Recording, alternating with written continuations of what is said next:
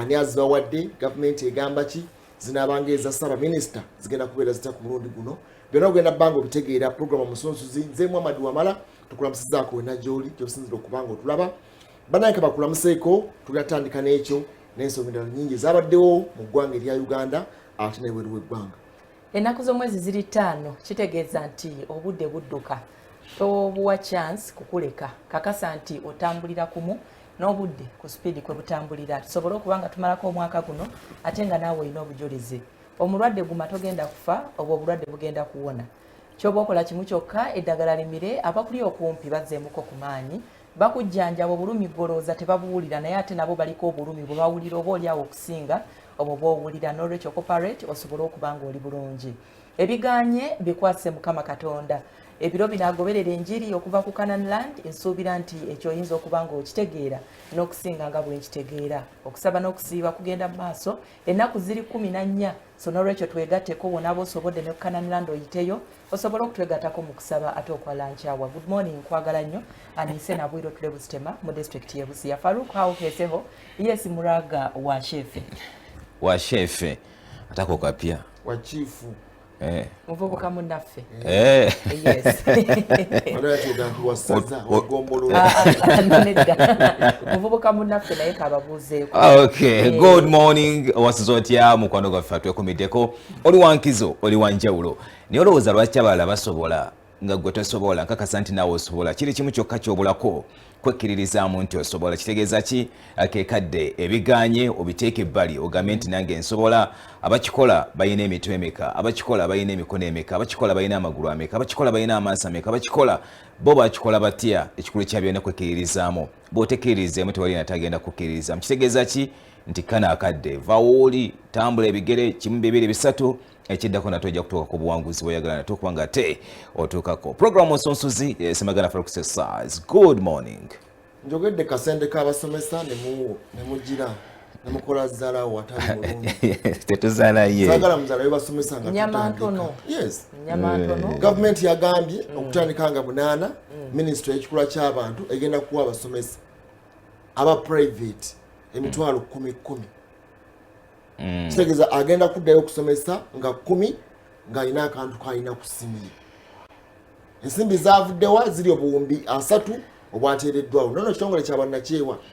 ekyakwadde gavumenti ekiriwa ssente nekigamba yambako abasomesa baffe bano abagenda okugonjola emiti emito. Lwaki zaatuukidde mu gavumenti amasomero ga private galina association anti kaakati bo baalemwa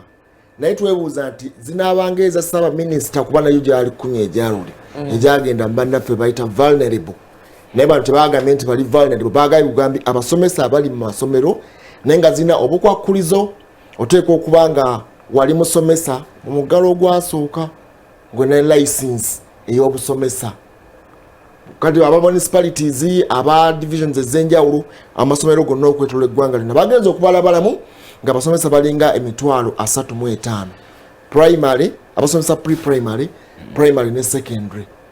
kakati nabaati balina kuyita mbakawuzi jjukira ne bali baclerks abalina obuzibu obw'enjawulo bagenda atera okuwandiika ennamba z'amasimu woteeka obbanga tofuna akasente kali emitwalo 10 ejjajja luli okufuna ku gine 10 emirala oteeka okuba nga olina license y'obusomesa emitwalo 10 ejja saba minisita yes nga tewagifunako giri egyali egyabawejjere nga tewagifuna ate nga wali musomesa mu ggalo ogwasooka ogwa 2020 ng'olina license ekakasa nti olina obusomesa oba gavumenti yakukkiriza okuba okukola omulimu ogwo ogw'obusomesa. Abantu abo emitwalo 35 naye baba lubirira okuba nga bawa waakiri abasomesa emitwalo 3 emitwalo 10 okuva nga ennaku z'omwezi 8. ogambye ekitongole kya bwannakyewa kyakutte ensimbi ne kikwasa gavumenti gavumenti ekwate ssente zino ezituuse ku basomesa abali mu masomero g'obwannannyini naye nasembayo okutegeera nga palamenti eyisizza ensimbi ezaali zigendereddwamu okuyambako abamu ku bantu abaali bafunye obukosefu olw'omuyaga guno gwa COVID-19 mu bantu abo mwalimu abasomesa paka n'olunaku olwaleero nsuubira nti ensimbi ezo tezinaba kutuuka ku basomesa olw'ensonga ezitali zimu. Kakati gavumenti yo eyateekawo ensimbi ezaayo n'eremererwa okuzigabira abasomesa akumulundi guno assurance tugijjawa ey'okuba nti egenda kuba in position ova okukwata ensimbi zino zituuke ku basomesa nga bwe ziteekeddwa nti bw'olemererwa okutuusa ekintu ku gurupu y'abantu ate kakati omuntu omu sekinoomu ogenda mu sporting otya ensimbi ezaagabwa ezo ez'abawejjere bakateeyamba abali obubi ezaali eza Ssaabaminisita atujjukira bulungi nnyo obuvuyo bwazirimu nti paka nakati okunoonyerezebwa kwakolebwa alipoota ekyali awo nga ensimbi zineno zaaliibwa abantu abalala twafuna complaints ez'abantu abagamba nti twafunanga message eziverifying nti tufunye ssente ng'ate ssente teziriko kuki ku ssimu ne tufuna n'abamu abagambanga nti people registered okukozesa namba zaabwe ate bo ne batafuna ssente mbwe abantu abalala ne bazifuna kwegamba obuvuyo bwali awo buyitirivu then bw'otunuulira n'embeera z'abasomesa tubadde tuyina before covid-19 amasomero gahayaringa abasomesa nga 15 kati ne bafunayo baneene abalala kiri rude okubayita ba dropouts naye waliwo bannaffe bannasoma nentuka mu senior 4 kitegeeza nti nsobola okusomesa abaana ba P4 abo babaddengayo nasoma nentuka mu senior 6 kitegeeza nti nsobola okwasizaako aba senior 1 tubaddenga ne staff bwetyo eyambako anti kati bo babadde kiriya kati goba olina staff bwatyo bagambye alina license gavumenti ng'emanyi nti musomesa yali kati bwebukwakuliza oboda bonna nga bwobwogedde oba agambye tebajja genda nagoyita musomesa nga si musomesa kitegeeza nti akasente kajja genda mu simu bangi era nga ebyaliwo oluliri kubanga era obuvuyo bwava mu town clerks abawandika kubanga tukimanyi nti n'omusajja yennyini eyasooka okukubirwa essimu Ssaabaminisita ate bagenda okumwekebejja nga musajja yali yeekolera emirimu gye nga tali mu kategore y'abannaffe ba vulnerable abalina okuba nga bafuna ensimbi twalengera emivuyo egyaliwo mu kuwandiisa n'okuyingiza data entry nti abamu bayanguwa abamu baalwawo kati nekino tetumanyi bwe kigenda kubanga kitambuzibwa kubanga era abantu be bamu ba town clerks abawandika luli be bagenda okuverifyinga n'okuweereza enkalala zino eri ministry yo eyiweko akantu simanyi lwaki naddala abantu bano balowooza nti abasomesa tebali organized kulaba nate ngaobaolya babategeerera yes twebaza nnyo abaleese ensimbi ezo mwebale nnyo mwebalire ddala kubanga emyaka 2 omusomesa nga talina kyakutte essaati ziba zitaziyulisa ebito kiba kitegeeza nti mu nteekateeka y'okugulawo amasomero obaolyawo ajja kusobola okufunayo essaati 2 n'empale 2 okusobola okulaba nga addayo nga mujja mu nteekateeka ez'okusomesa wabula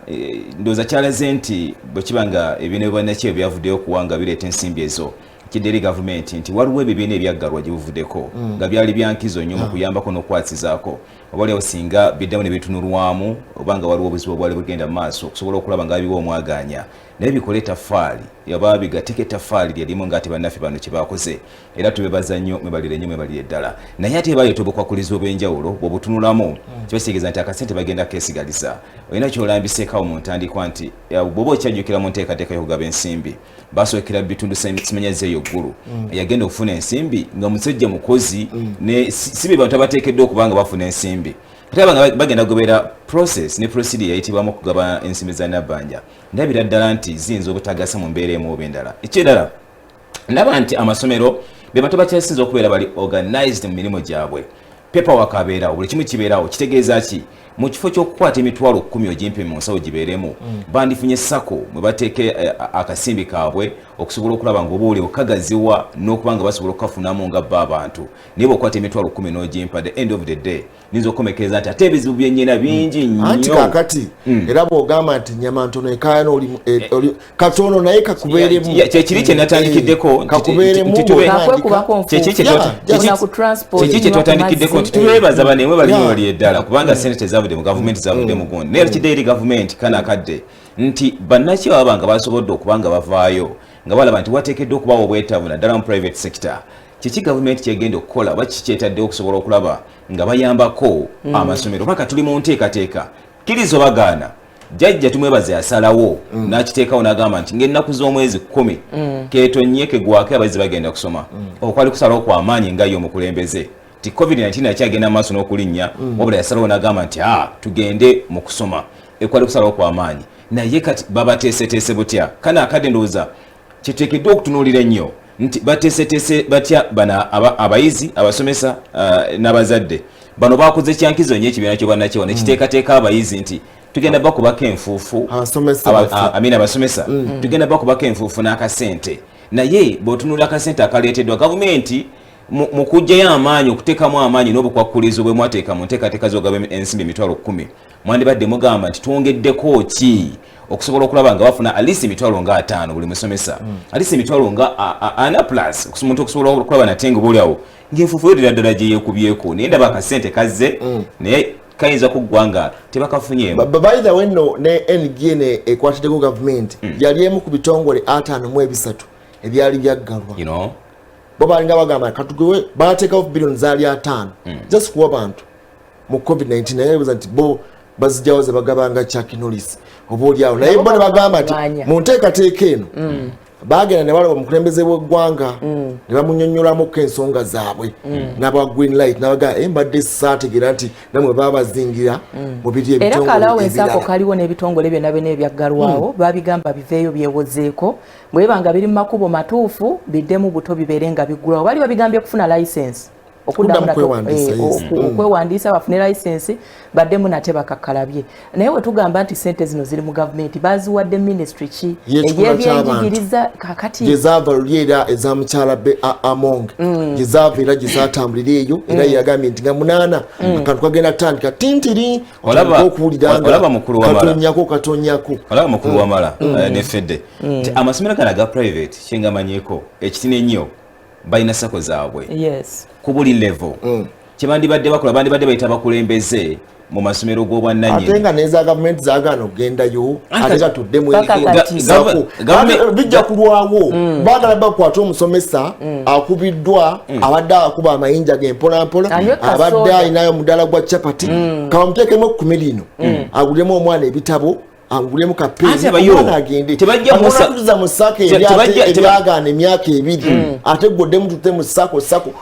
nze kyeŋŋamba akantu bakate anaafuna afune nga katambudde katya okatadde naye katambudde katya kagenze nga bwe katambula akamukyala Nabbanja era gye bakayisize batown class bagenda okuwandika enkalala baziweereze ku poto ya gundi ya ministry yedispassing kaggwa kalimu mivuyo kyeja akanabbanja kuba tebayigamu then simanya nti bannaffe bano okwata akasente ako okuwa abasomesa ekigendererwa si kyakuba nti babajja mu bwavu gavumenti just katono nnyo kubanga abasinga obungi abasomesa bategeeza nti ne transport anaabatuusa ku ssomero tebakola ki tebalina so kitegeeza nti bano babeera babawadde emitwalo 10 omulala bw'anaavayo n'abawa 5 n'omulala n'abawa ako kasente kaabwe basigale nga bakola ki nga balya keka pocket money naye Faruku olina ensonga gye wakoonyeeko omuntu ayinza okukwata emitwalo 2 n'agikuwanga gya muwalawo n'agamba dadi ajja kugulira ekiteeteeyi kiba tekitegeeza nti ekiteeteeyi kya mitwalo emeka mitwalo 2 ng'omuzadde oyongerezaako n'owezaayo emitwalo 7 n'ogulira omwana olugoye omwana n'asigala ng'ali proud nti so and so yeyangulira ki yeyangulira olugoye kakati mu mbeera eno kano kasengejja kamaanyi nnyo bannayuganda ke bagenda okukwata okukozesa okusengejja gavumenti bwe kituuka ku nsonga z'omuntu wa bulijjo naddala abasomesa abantu baffe ab'enkizo nti gavumenti emanyi okubonaabona okulafuubana kwonna abasomesa kwe babadde bayitamu kakati bakwasiddwa ssente zituuke ku bantu bano ffe tugenda kutunuulira tulabe gavumenti nga bw'enaagenda mu maaso n'okulya akasente k'abantu bano abadde babonaabona oba okukwata akasente ako kennyininyini erage nti nayo yennyininyini tesobola kweyamba yadde okwongerako omutwalo kuba simanyi oba banaateekako ezijjayo ginaba mitwalo 10 neeti ekyamazima tuyinza okuba nga tuli ku kkubo limu jakwe kubako nfuufu naye nze wempetera okuddako wano situnulidde emitwalo 10 gigenda kuweebwa musomesa tunuulidde biliyoni 30 zina we zigenda okwo kyo kitegeeza nti eteeteggwa liri awo kati eteeteggwa eri ani agenda okulikontrolinga wali obuzibu bwetuna ku nsonga z'ensimbi za Nabbanja oba okyajjukira bulungi actually nkakakasa okyajjukira bulungi abakulembeze mu parliament bajja ne bakonfesinga nti ensimbi twazira nga bakozi ba gavumenti kati omuntu abeera tashuwa nga ensimbi ezasooka zaaliibwa ne zitwalibwa ne zitatuuka naddala ku muntu wa wansi era ateekeddwa okuba nga azifuna naye abantu abali mu ntebe ezeekyusa ne bazifuna kati ze emitwalo 10 in fact si mitwalo 10 biliyoni 30 bwe zinaba zigudde mu gundi yaabwe tukakasa tutya nti bagenda kuzifuna naye omuntu abanga alina sako ezitwala abantu mu buli district mu buli gombolola ensimbi zino ezituukawo ne basobola kubanga kkirizo bagaana bw'obanga oli mu ssomero lya private bawandiisa abasomesa boolina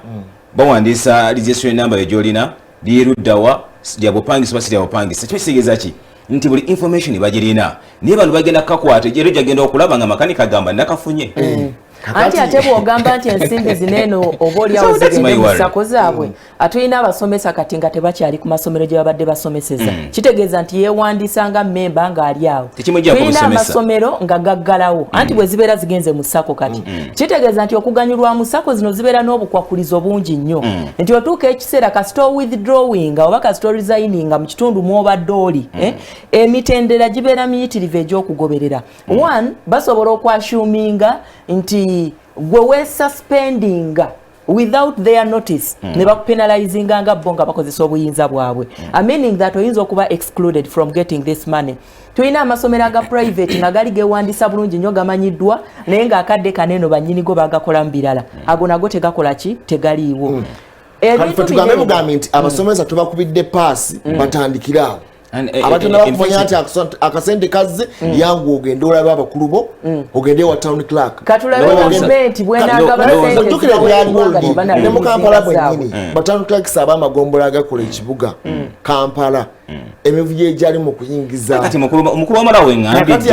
bwentegeera nti nalinnya mu kinnya kibi nemenyeka lwakiranzidamu okubuuka nemenyeka nga ngudde mu kinnya ekyo akasente kano bakiyita give directly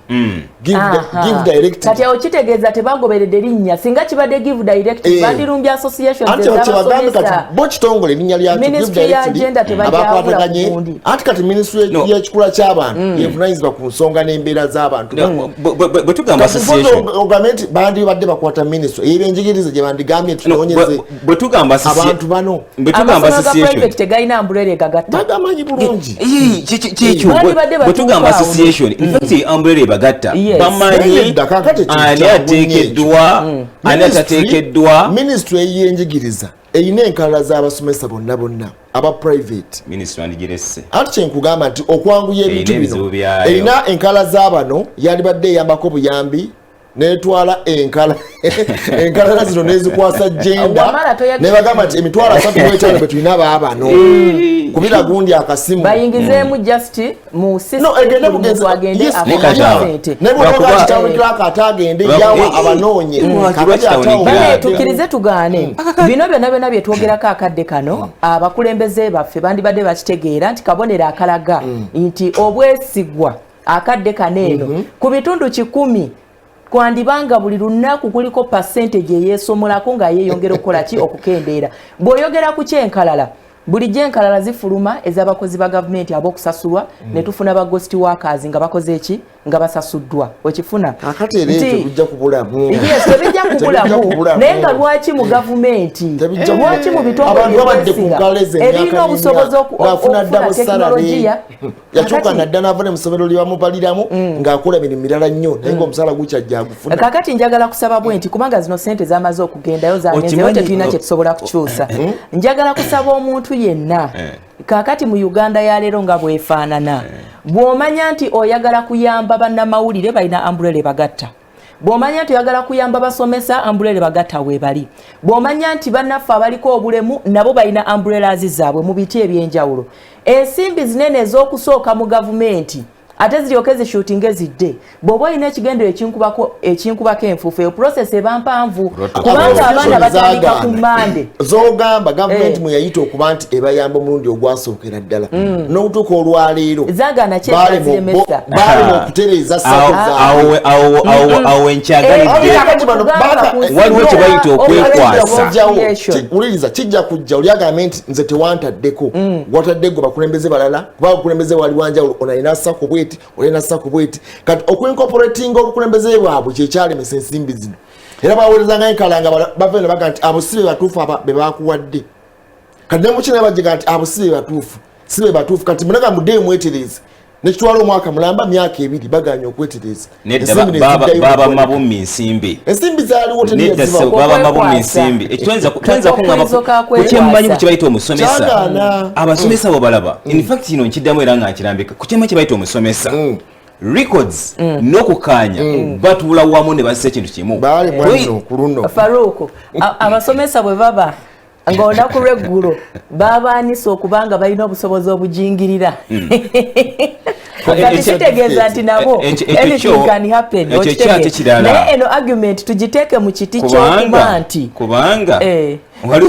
mu Uganda temukyali muntu mwesigwa okusinziira ku COVID-19 bwe baba gye bali in fact your statement gyekoze eyinza okukoleza omuliro gw'oluyira nga bwe byali ludi eri ku mulundi guli ng'akyali era tufundikire bakate anaafuna afune ekujjako ekyo gavumenti katugitunuulire bijja kubaamu tujja kuda tugambe nti eyazifunye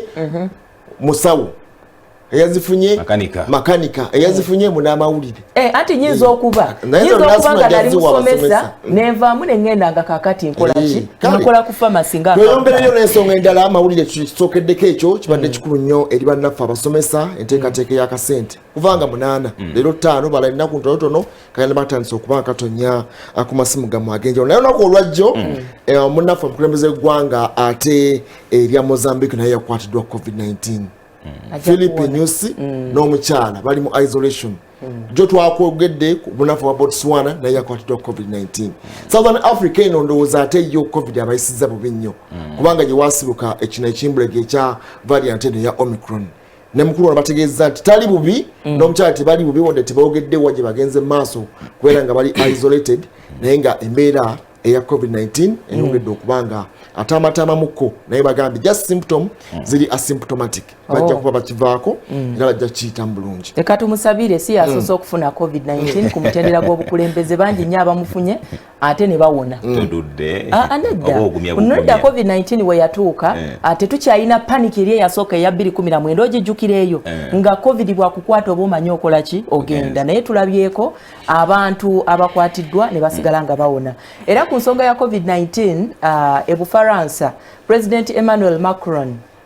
atuuse ekiseera n'atendewalirwa okulinda ababaka ba Parliament okuyisa etteeka erigendereddwamu okubanga litulugunya likugira obanga liyisa bubi oba oyinza okugamba okuvvoola abantu abaganye okugemwa ekirwadde ekya COVID-19 kati yavuddeyo ku mukutu gw'amawulire ogumu n'agamba nti agenda kukakasa nti obulamu bw'abantu abatagemeddwa mu ggwanga lye abufuula buzibu nnyo statement ereeseewo oba ebigambo ebyo byayogeddwa byeyongedde okubanga bireetawo okukubagana empawa mu bantu ab'enjawulo bagamba nti ebigambo ebyakozeseddwa tebyabadde birungi olulimi lwabadde luvoola nnyo lwabadde lutiisatiisa ate nga lulinnyirira eddembe ly'obuntu naye nga ye alayira omukulembeze bayinza okukola statement ye n'ajogera lightly bw'atyo naye ndowooza interpretation yaayo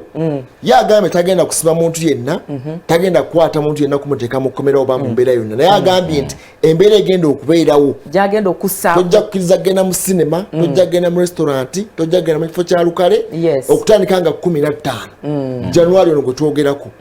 kati embeera eri mu ggwanga eryo naye nga abateekateeka okugenda mu kalulu yagambye nti oba oli awo wakusalawo obaddamu okusaba ekisanja ekyokubiri mwezi ndowooza era gwo epeeyo kataga nti ye tali ku bya bululu oba bamulonda bamulonde oba tebamulonda bamuleke naye nga kyayagala ayagala kutaasa bannansi baggwanga eryabufalansa era nga tukyali ku nsonga y'olumbulege temutya bannayuganda tulina okutuusako ensonga ngaati bwe zitambula mu bitundu by'eggwanga ebitaliimu dda mu ggwanga erya America nate bafunye omuwendo gw'abalwadde ba COVID-19 ogukyasinza okubeera omunene mu nsi yonna gwenkana gutya abantu akakadde kalamba mu 8,211 bebazuuliddwa mu COVID-19 olunaku olw'ejjo kitegeeza ki nti COVID-19 akyagenda mu maaso newankubadde amawulire amalungi agavaayo era nga bwe kiri mawanga amalala gamanga n'eggwanga lyattu Uganda nti abalwadde tebali mu bitanda newankubadde bazuuliddwamu olumbulege era nga tukinoganya n'okutegeeza nti COVID-19 awakana akadde wa Omicron asaasaana nnyo era omukulembeze munda mu ggwanga erya America Joe Biden agamba nti ekiseera banyikize enteekateeka ey'okwegema n'okugemesa okusobola okulaba nate nga abavuunuka embeera eyo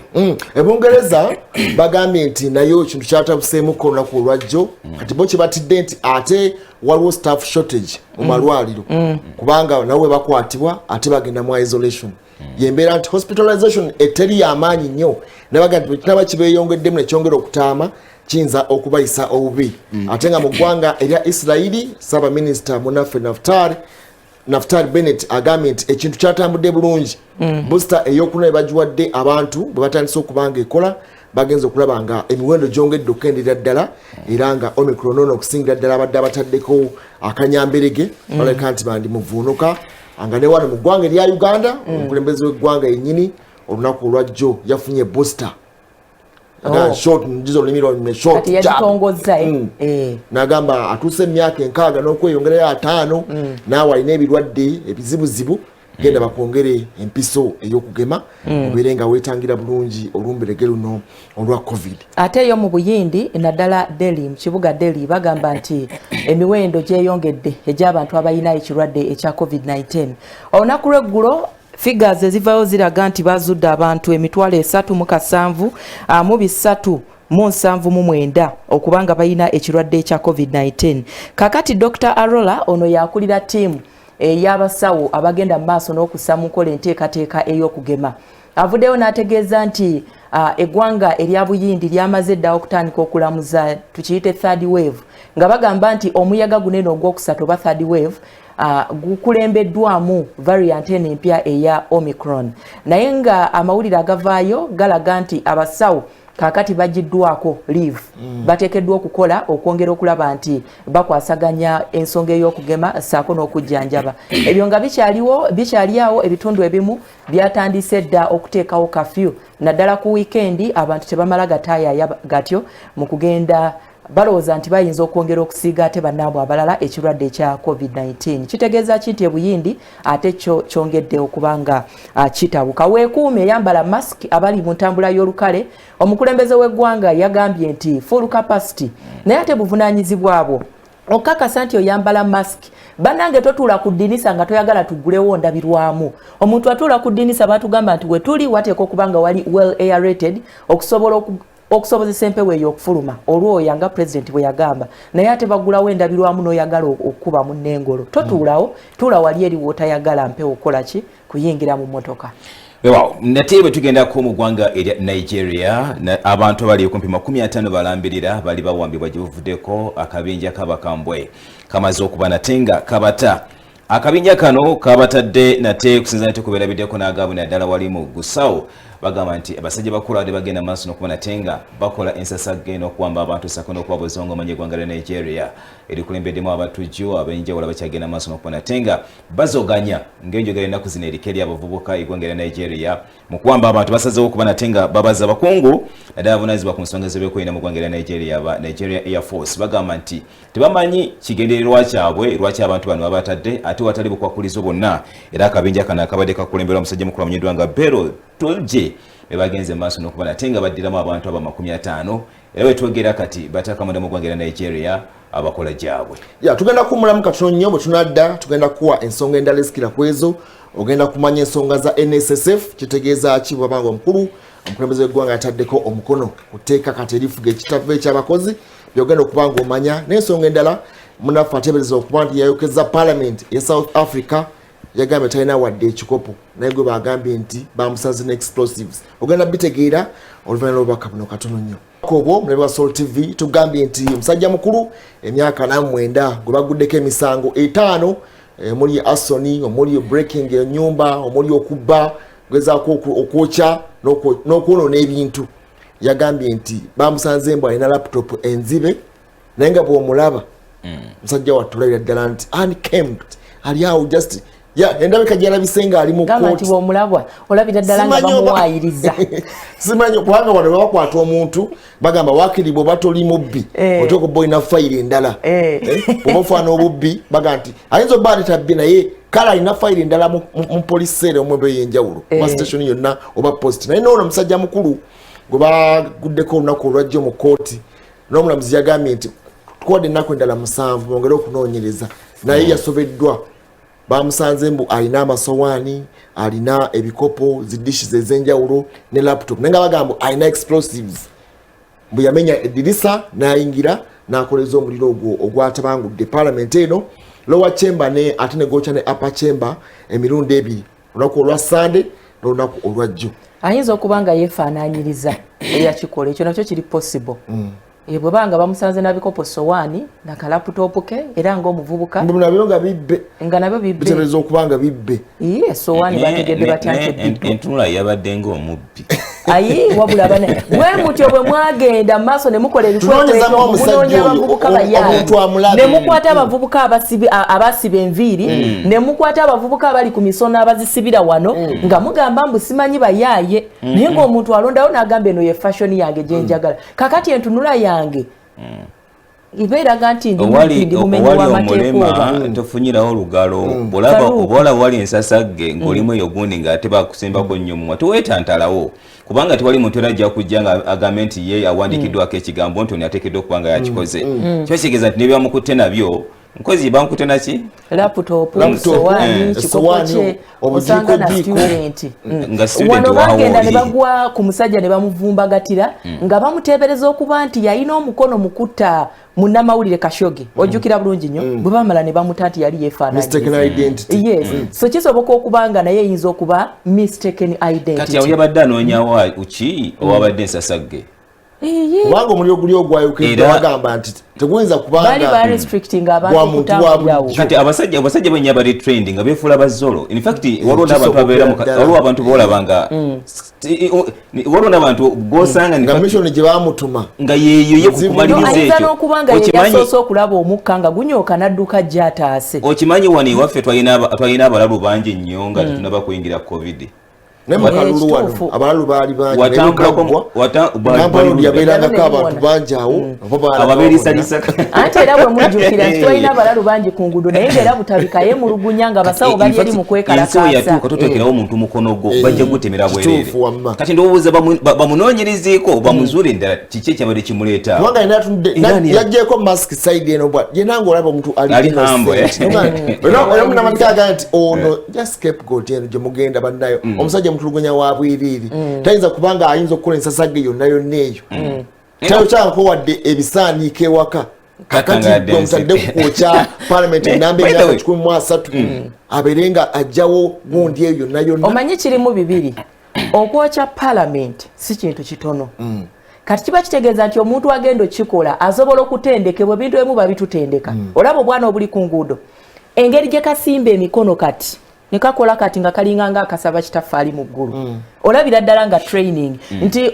okusobola okukwasa ekisa n'engeri gye koogeramu ne kakyusa ensingo ne kabeerawo kati amaaso ne kabanga akayala nti byonna byonna bisobola okutrainingibwa omuntu okusinziira ku kyagenda okukola kale bututegeeza ku Christmas oyo munnaffe zandi abantu balengera omusajja gwe twogerako oba ddala naawe oba omusanze mu kkubo oyinza oga nti ono ayinza okubeera innocent oba ayinza okubeera guilty ababba ebintu ebitegeerekeka era bw'omusanga wuuyo kati kisobola okubanga bintunulo yuyu bali simusayira musango ngayinza butajokya simusayira musango nganzo Faruku sigenda kukkiriziganya naawe wano mu Uganda twayinanga endowooza nti bwolaba oli ng'atambula agomba bwati mukweta kubamusinga muyaaye kakati bamenyekera mu palamenti gye bali abantu abakola ebintu byetutasuubira be bantu abakola ebintu byetutasuubira be bantu botateebereza omusajja ajjanga yeesonye suuti n'ava mu mmotoka najja n'avumita omuntu ekiso n'amubba osigidde oyo omusajja yadde yeefudde bawamuzisa amateeka tumusalira musango naye yabadde anoonyaawo ki nga ne byalina si bibye anti kaakati Faruku ebintu binene eby'emisango bizibu nyinza okuba nga mpita ayita oba oliawo nga nzize ewa neighbor ndiko kyenjagala n'osangayo ekintu ne bagamba nti yeggwe eyakikoze so let's give a chance eri waffe embale bagamba bati ono bagamba nti bw'osanga omulema towetirawo olugalo oyinza ogamba omuvuma naye kati gwe mundabikayo bakutte n'ebintu ebitali bibyo oli ku kifo ekyayidde oba onoonyawo ki infect ndowooza kigende inaffe olunaku lwera abavubuka wolaba ensasagge wali okwekalakasa togendawo kulaba kola risaaki njagala kujjukiza nti wano bomu zaabwatukanga nga buli omu adduka kulaba what has happened naye nga bomu ze zibwatuka bwe kiba nti abateeberezebwa okubanga bakola ebintu ebyo bali mu age bracket yo tuweetantalawo olwaleero oyo musajja mukulu situmusalira musango katumwogerako olwokuba nti yaleeteddwa naye bwetunuulira endabika ye n'entunula ye kyekimugana okukwata akaliro anti kakati wano bagamba nti abadde abba bijiiko kwanula amasowaani nga oba oliawo abatanatuuka ku level eyo kya training y'okubba ebijiiko n'ebisuwaani yegikisomera luddawa Faruku era sigenda kukkiriziganya naawe wano waliwo emisango egibaddewo mu Uganda ne bayoola ne bayooleramu kyenkana n'omwana ow'emyezi naye n'atwalibwa okuta kwakawese batwala n'ab'emyezi 8 weebalire ddala so kakati kitegeeza nti ensasagge bw'ebanga yakagwa mu kifo bayoola then ne balyoka basengejja bwe bamala okusengejja ne bagamba gw'oli innocent ate gwe kati ogira otuyambako naawe ogira okola ki era issue y'emu gye tukyatambuliramu akadde kano naye musajja wattu ono Zandile sofa yekka yakakwatibwa yekka gwe baguddeko Zandile oyo Christmas twagala tuwulira ani abadde amutumye kiki yabadde akolawo wataliiwo kiriro kya mmere yadde ekisawe ky'omupiira obe wakuŋŋaanirwa ku musasagge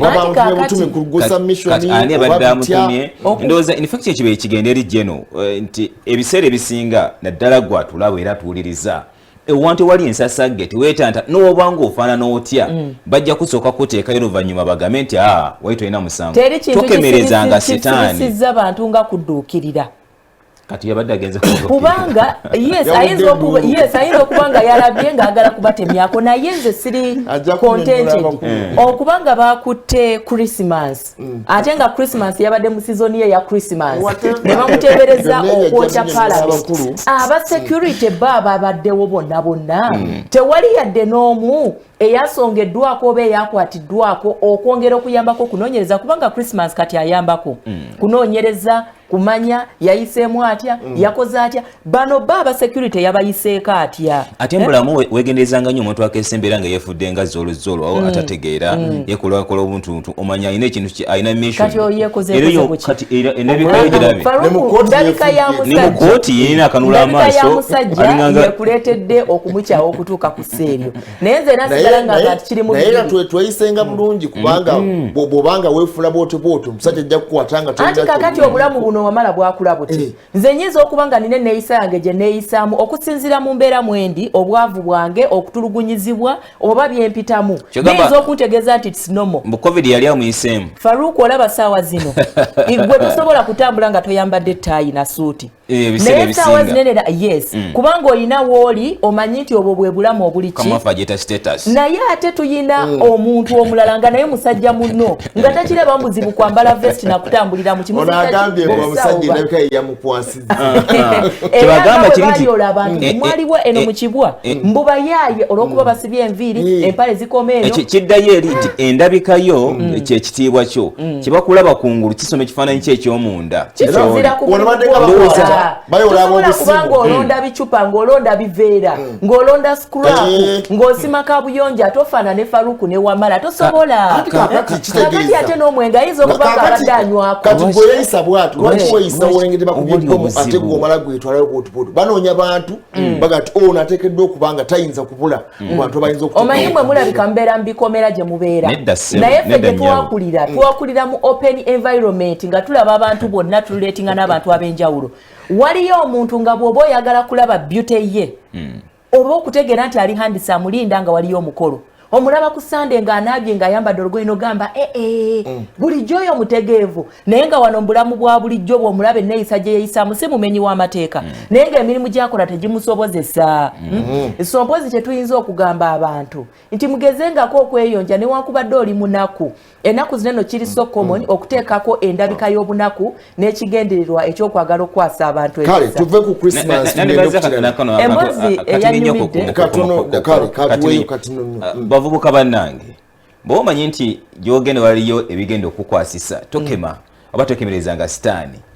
genda mu kifo ng'omanyi nti ebiriyo bijja mu status zo bwe biba nga tebikwatako bireke byebakwasiza mu Christmas oyo kwetwala mu kifo nga tafaana ekifo ekyagenzesinga wamusanze dembe lyange okutambula okugenda buli wamu kati bwonteekako restrictions oba otandise okunsosola ngende enkulope kati agenda binyonyola baddembe lye lwaki yagenze mu kifo ekyo mukadde ako naye nze beera mu kifo ekituufu mu kiseera ekituufu okolereyo ekintu ekituufu n'ensonga entuufu anti nze nyinza okulowooza nti ekifo kituufu nyola nti wikisi bawadde ennaku 7 ogenda maaso okunonyeza naye kino kyongera tetumusalira musango nga y'omuntu akyali suspect naye enneeyisa yaffe n'embifo gye tuba tugenze kyankizo nnyo waliwo omusomesa mu New York eyo eyakakkanye ku mwana n'agenda maaso n'okumugema ekirwadde kya COVID-19 ate nga si musawo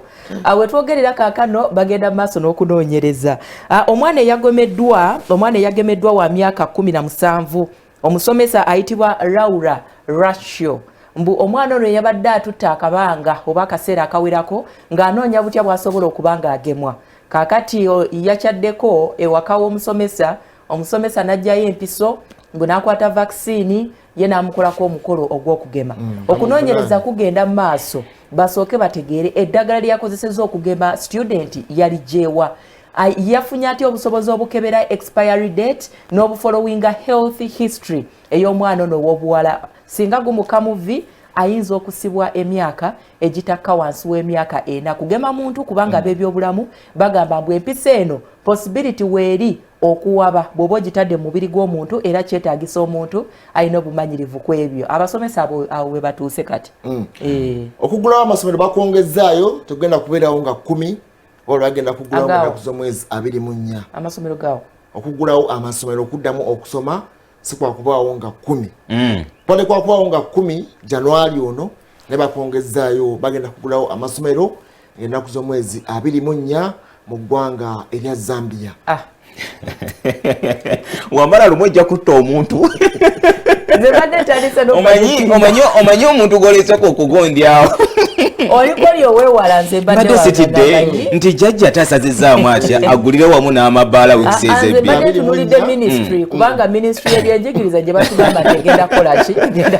mulemu katono nnyo tugenda kudda ne Kazakhstan olengera okwekalakaasa okwabaddeyo bawakanya emiwendo gy'amafuta naye kati tufune bulungi ndowooza tumuleke ku Kazakhstan ono abakulembeze bayongeza ebbeeyi y'amafuta abannansi beekalakaasiza yembeera eyabaddeyo natugenda kuwummulirawo wennyini bwe tunadda tulabadde limonta ne observe gasuna bakuumula nti nayagadde ku mukulembeze waabwe okubanga yabagambye nti amuveeyo tujje tuteese ndowooza olulimi olubeera lulungi. Abo bali mu kwekalakaasa mumanyi okwekalakaasa kyeki tebalaba Kampala ndaba ku maddembe beesabise n'abantu bali awo balinga abeewahaaga okwo kwekalakaasa oyagala kwanaku z'omwezi ebigambo ebituufu nedda si kwekalakaasa kati okwo kukyoko okuli waguli omuko ogunyooka afande akagundi afande nanti kagundi akagize wali eri ne kagira naye abantu baabo bali mu byabwe batambula byabwe tolaba ekimoloko badde ogamba gwanga kinkozi tekimoloka tokirabye